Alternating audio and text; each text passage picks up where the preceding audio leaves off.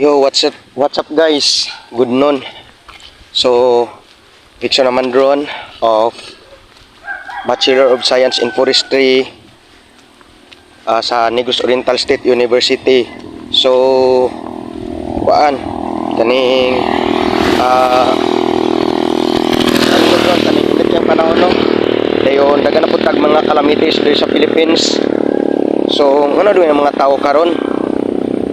Mag-urbanization, kanang mag-urban development sa usa ka syudad or lungsod, kailangan putlon pa ang kahoy. So pwede man nato na i-apply ang urban forestry, which is sa urban na mukwanta og mga kahoy. So dapat mga kahoy jud nga katong mga trees.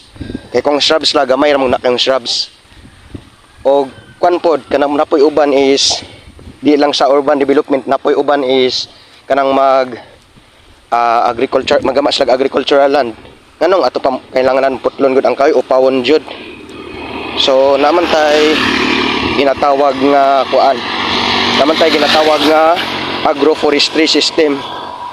So which is ang mga agricultural land og ang kuan napud siya mga kahoy.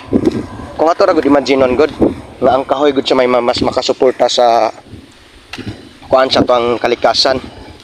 So siguro ang sa uban gud nila mo nang ilagi pamutol ang kahoy kay samok ra kayo lang taon sa paggawan nila og kanang urban development or sa ilang agricultural land, samok ra lang taon. Pero sa tinuod ra kita may nakasamok sa tong kalikasan or sa tong environment, kita may nakasamok munay tinuod kita ang naka-disturb.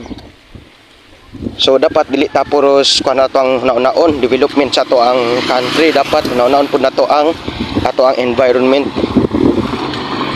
Kay og naay mga calamity kita man lang kaluluoy.